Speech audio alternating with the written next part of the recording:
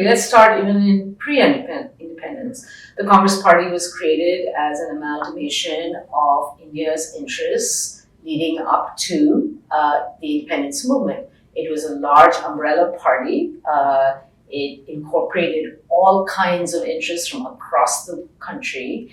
But the idea always was that the Congress would actually be dissolved right after independence happened, because the primary goal was to just gain independence. But what ended up happening once independence occurred was to continue in the tradition of being a party that appealed to secular interests.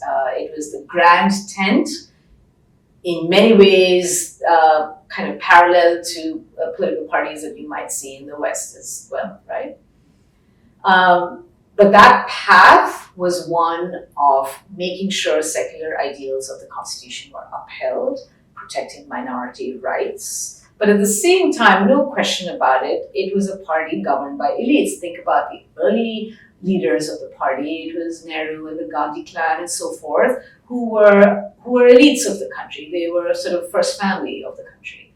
And in some way, the cleavages or the kind of the ways in which they appealed across the country was to make sure that they meant something to everybody. So they were making alliances and allegiances across the country, which were interesting, but that is the way federal societies work. That is the essence of a federal system. The Indian Constitution devised a federal system of states, very much in the way that the United States is.